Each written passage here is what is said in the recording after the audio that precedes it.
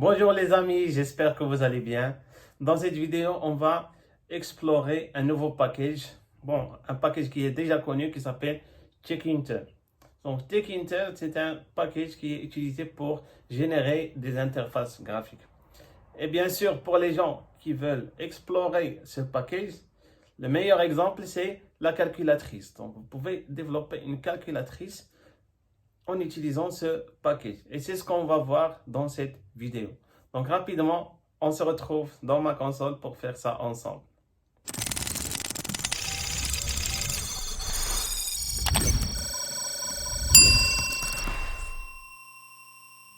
Je vais d'abord faire une démonstration de la calculatrice qu'on va développer dans ce tutoriel.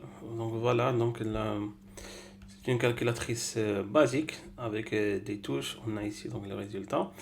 On peut faire quelques opérations. Par exemple, 1 plus 8 est là donc égal à 9. Voilà. On peut également, donc là donc pour effacer, on peut faire une opération encore un peu compliquée. Donc par exemple ici, 4 moins 2 par exemple, et je ferme ici les parenthèses. Je divise par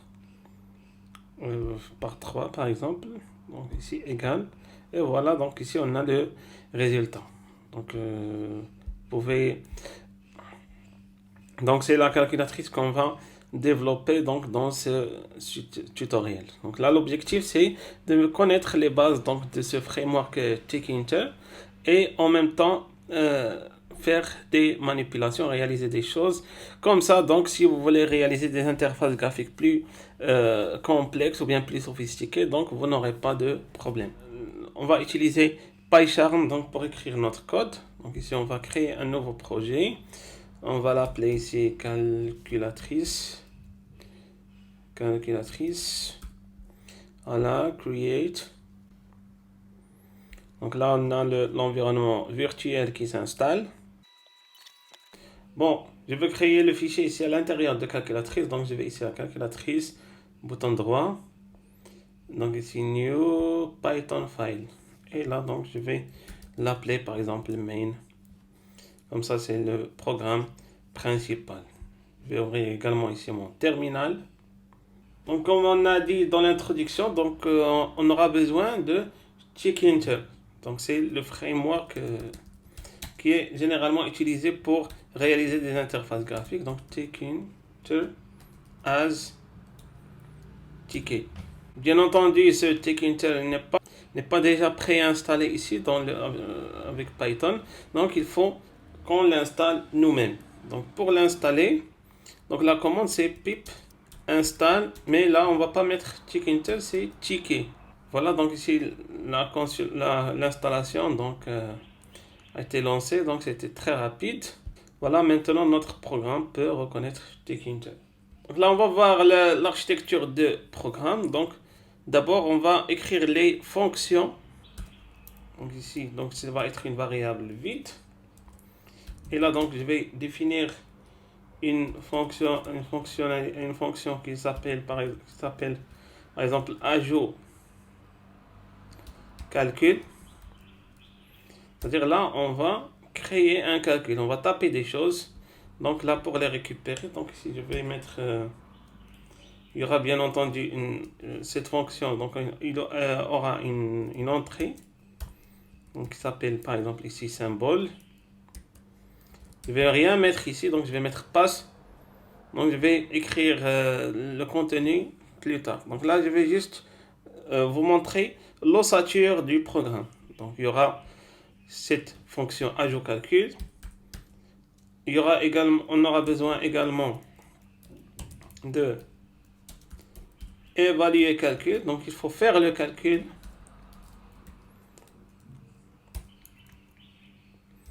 Donc là il n'y aura pas d'entrée. Bien sûr, on va évaluer le calcul à base de ce qu'on a ajouté ici. Et on aura besoin donc de effacer. Je vais mettre ici écran. Donc là aussi, donc il n'y a pas besoin d'entrée. Voilà, donc généralement c'est les 3 fonctions dont on aura besoin ici pour ce programme. Après, on va créer déjà l'objet donc de Tkinter où on va tout mettre. C'est-à-dire l'interface graphique de base qu'on va manipuler. Donc là, généralement, l'interface graphique, on l'appelle ici root. Vous pouvez l'appeler écran, interface, comme vous voulez. Mais ici, d'habitude, on l'appelle root. Donc, on va mettre l'objet qui est prédéfini ici. Donc ticket, donc c'est-à-dire on appelle le package Tkinter. Et à l'intérieur de Tkinter, on cherche l'objet ticket ici entre parenthèses. Donc ça, c'est l'objet écran ou bien interface. Après, donc, je dois spécifier bien sûr la géométrie ou bien les dimensions. Donc ici, c'est prédéfini géométrie. Donc je vais mettre ici les dimensions. Donc les dimensions, je vais mettre par exemple ici 300 fois 275 par exemple. Donc là, on a défini la géométrie donc de l'écran. Et à la fin, je vais demander à ce que ça soit affiché. Donc là, je vais mettre main loop. Donc on l'a ici. Voilà, donc j'espère que c'est clair jusqu'à maintenant. Donc on va exécuter le programme pour voir ce qu'on a. Donc pour exécuter le programme, donc il faut être bien sûr pointé ici donc on est sur main.py et là je vais mettre Python main.py. Voilà, donc ici c'est l'écran.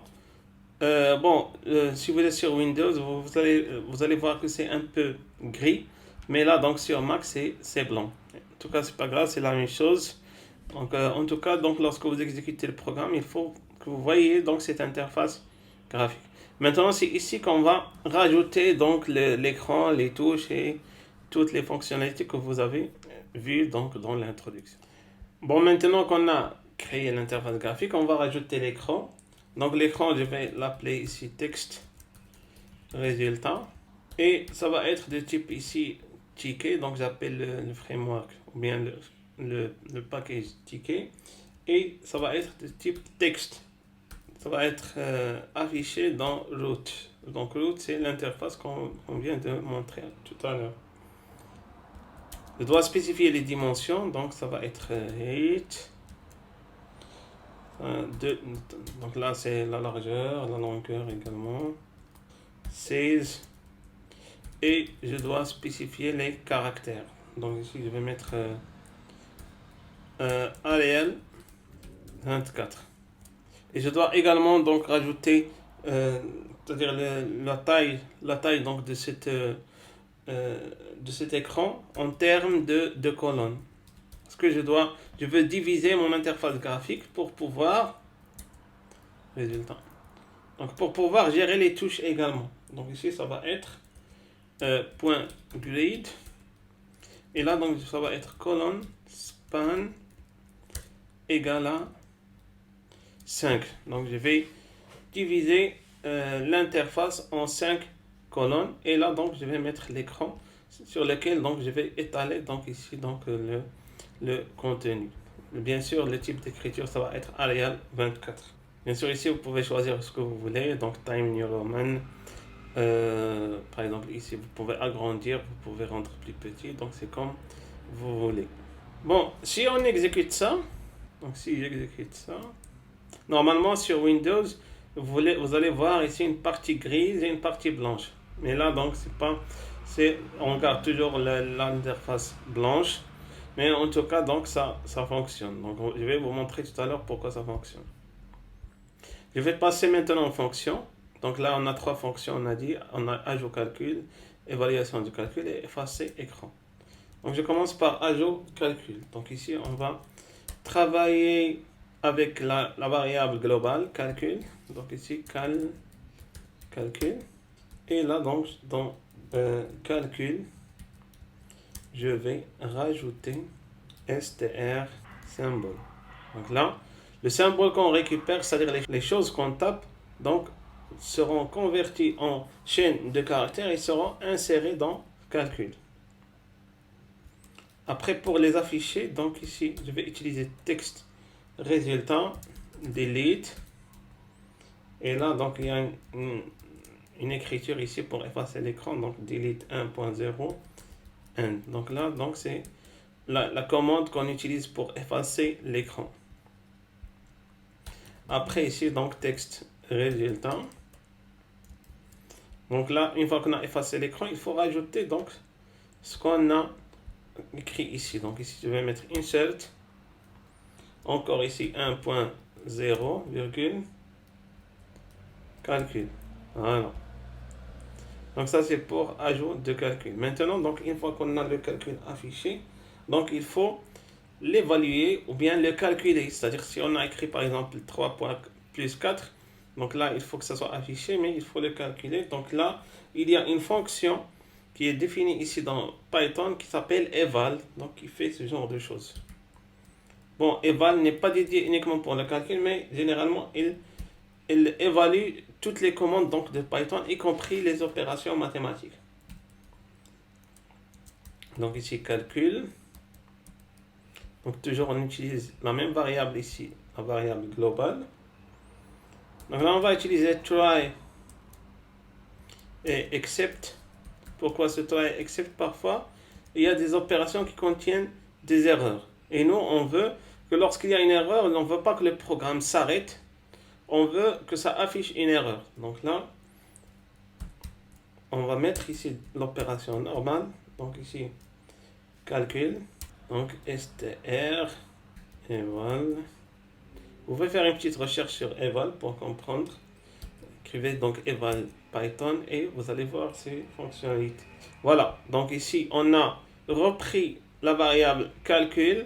On l'a évalué, après on l'a converti encore une fois en chaîne de caractères et on l'insère dans notre variable calcul.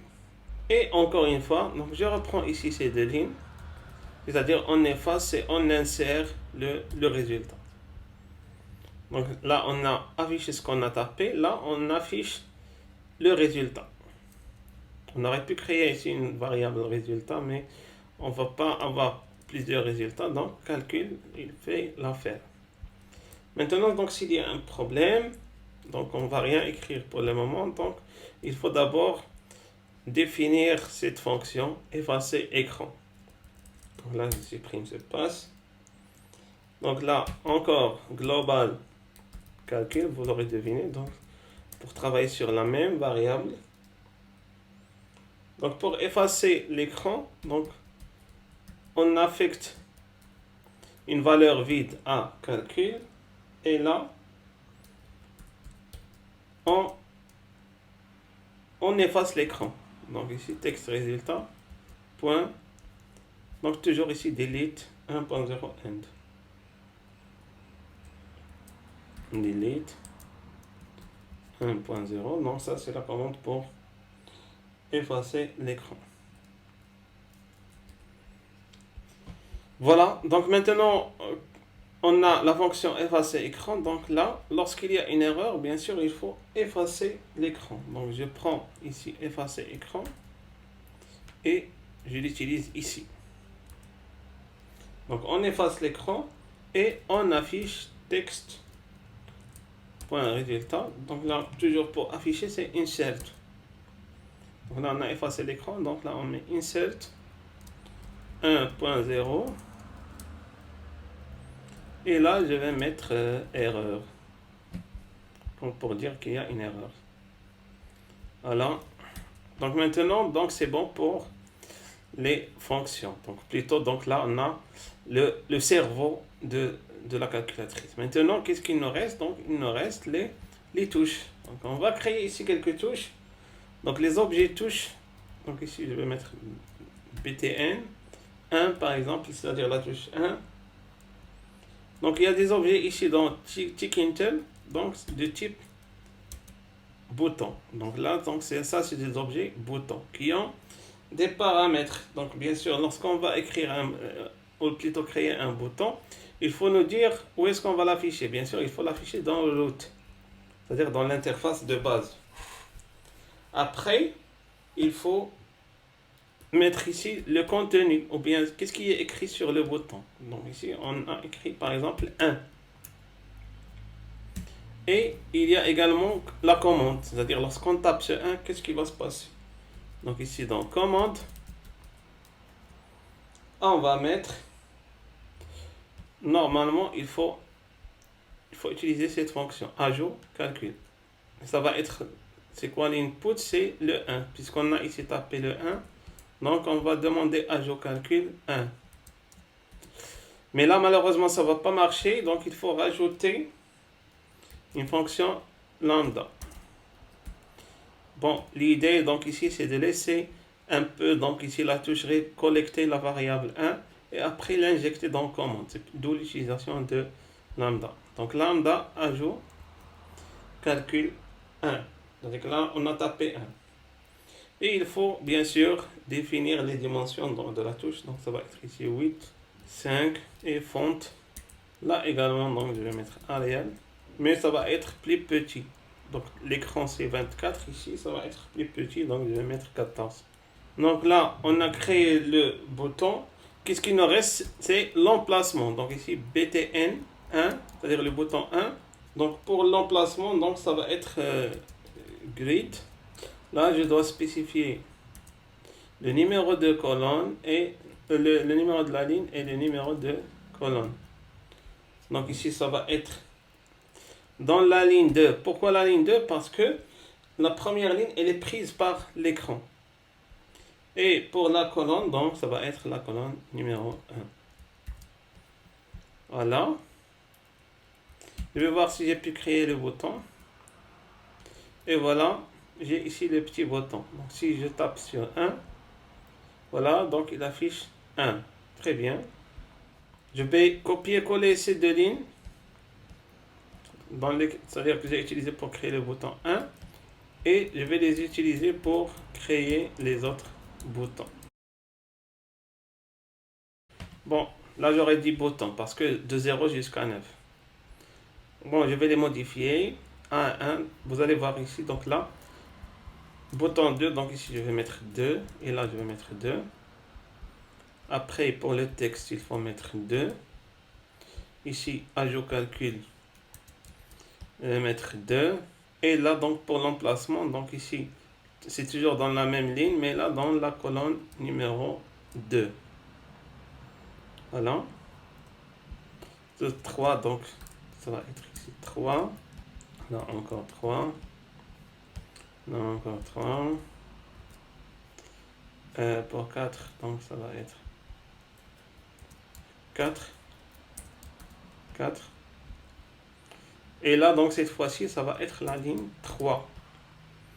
La colonne 1. Et là, donc ça va être 4. Voilà, donc j'espère que vous avez compris le principe. Donc ici, je vais mettre 5. 5. Là également 5. Et là également 5. Donc pour l'emplacement, donc ici c'est colonne 3, ligne 3, colonne 1. Ici donc ligne 3, colonne 2. Après pour le 6, on va mettre 6. Ici également 6. Et là donc ça va être 6. Donc colonne 3. Et là donc ligne 3 plutôt, donc là c'est colonne 3. Non, 7. Donc 7. Donc ici ça va être 7. Et là donc ça va être 7. Donc ici donc c'est colonne ligne 4.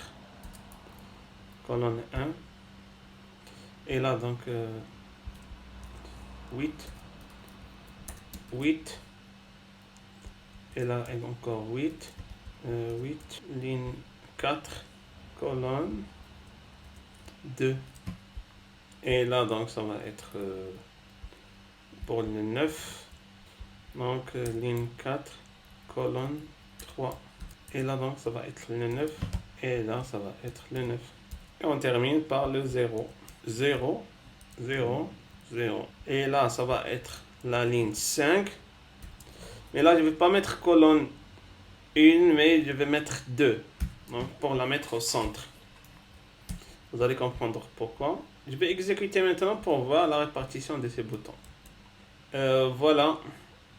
Donc, on a les boutons. Ah, donc ici, c'est toujours 1. Donc, je vais voir ici 1, 2, 3, 4, 5, 6, 7, 8, 9 et 0. Voilà, donc c'est bon pour les boutons. Donc, je vais juste faire une petite correction ici. C'est 4. Donc, ici, il faut mettre 4. Très bien. Donc là, on a les boutons de chiffres. Donc, on va rajouter les boutons de parenthèse et après, donc, les boutons des opérations. Donc, je vais mettre ici, bon, pour les parenthèses, je vais mettre ici open et là, donc, je vais mettre close. Donc, ici, toujours 5e ligne, mais là, donc, ça va être première colonne et là, 5e ligne, 3e colonne et là, donc, j'ouvre les parenthèses et là, je ferme les parenthèses. Très bien. Il me reste maintenant les opérations. Donc, pour les opérations, ça va être le même principe. Donc, je reprends ce bouton. 1, 2, 3. Donc, ici, c'est pour la somme, la soustraction, la multiplication et la division. Donc, ici, je vais mettre somme et là, ça va être soustraction. Et là, donc, ça va être multiplication.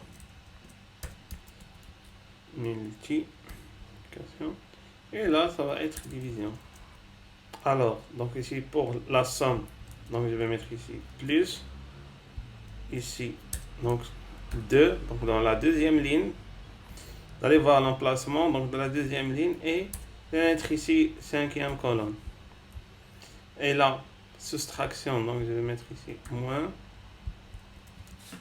Ici, donc toujours 3 et la 5e colonne. Donc je vais tout réunir dans la 5e colonne. Il ne faut pas oublier de modifier ici. Donc ici plus et là donc moins. La multiplication, donc ici je vais mettre, donc pour le texte je vais mettre ici un X, mais là donc il faut mettre étoile parce que la multiplication dans le langage de programmation c'est le étoile. Et là donc ça va être la ligne 4 colonne 5. Pour la division, donc ici je vais mettre comme ça et là je vais mettre ce slash. Je sais pas pourquoi il a souligné. En tout cas, donc ici colonne ligne 5 et colonne 5. Bon, je vais exécuter pour voir. Il y a un problème ici. Oui, donc tout ça c'est des formats texte, c'est-à-dire le plus ici il faut que ce soit entre guillemets, là également donc guillemets, parce qu'on manipule ici des textes, chaîne de caractères, voilà, là également donc les guillemets, voilà. Je vais maintenant relancer le programme et voilà, vous voyez ici, donc ici j'ai mon écran et là donc j'ai les opérations plus, moins, la multiplication et la division. Donc là en bas je vais rajouter c'est-à-dire le égal et la effacer écran. Donc ici la touche égale et la touche effacer. Bon, la touche effacer, donc généralement dans les calculatrices on trouve le C. Bon, le C c'est comme clear, mais donc c'est, vous pouvez mettre effacer, donc c'est comme vous voulez, mais là donc je préfère mettre C. Par contre, là par exemple pour égal, donc on va pas mettre ici, on va pas insérer égal, mais on va exécuter la fonction qu'on a définie tout à l'heure. Donc c'est eval calcul. Mais là donc pour prendre cette commande, donc je vais la prendre sans les parenthèses. Donc je vais mettre ici dans commande directement ici eval calcul. Et pour effacer l'écran, donc je vais prendre la fonction ici effacer écran. Donc là je vais prendre la commande ici comme chaîne de caractères et on va laisser donc le programme exécuter la fonction. Voilà. Donc ici pour effacer, donc on a utilisé cette fois, on n'a pas utilisé le lambda, et là il faut faire attention parce qu'on ne collecte pas de variables cette fois-ci. Et là donc c'est effacer écran et eval calcul. Pour l'emplacement, donc là on n'a pas modifié l'emplacement. Donc ici ça va être dans la 6e colonne et là pour égal, donc ça va être dans le 3e emplacement. Et là, je vais spécifier également la taille pour que ça soit un peu plus grand. Donc ici, colonne span. Là, je veux que ça prend 2 colonnes. Lorsque je mets rien ici, ça prend une colonne. Mais là, ça prend 2 colonnes. Et là également, donc 6 colonne 1. Et là, donc, ça prend colonne span 2. Voilà, donc je vais exécuter le programme. Je l'ai laissé ouvert, je pense. Attendez. Donc là, je vais le réexécuter. Et voilà. Par contre, ici, bon, ici j'ai les boutons C et égal, mais ils ne sont pas en plus grand. Je ne sais pas pourquoi. Bon, je vais déjà vérifier si ça marche. Je prends par exemple ici 4 plus 8. Et là, je vais mettre égal. Voilà, ça marche. J'efface. Et là, je vais mettre par exemple les parenthèses. Parenthèse ici, ça donne 0. Je vais rectifier ça. Donc, open. Il est où le open? Oui, donc ici, je vais mettre ça. Ouvrir les parenthèses. Et là, je vais mettre la fermeture des parenthèses. Vous voyez qu'il faut toujours vérifier notre programme. Voilà, j'utilise maintenant les parenthèses. Donc ici, 7 moins 8, par exemple, divisé par 6 égale. Voilà, donc ça donne le résultat, ça marche. Bon, sauf que pour ces deux touches, je ne sais pas pourquoi ça ne marche pas.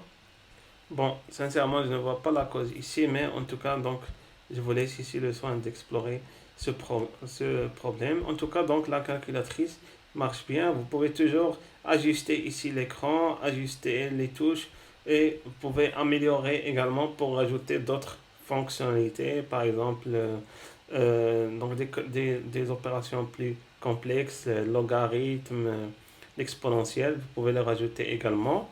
Donc, en tout cas, donc ça, c'est juste une initiation donc, par rapport à notre framework Tkinter. Voilà, donc j'espère que ce tutoriel a été utile pour vous. Je vous remercie et à la prochaine.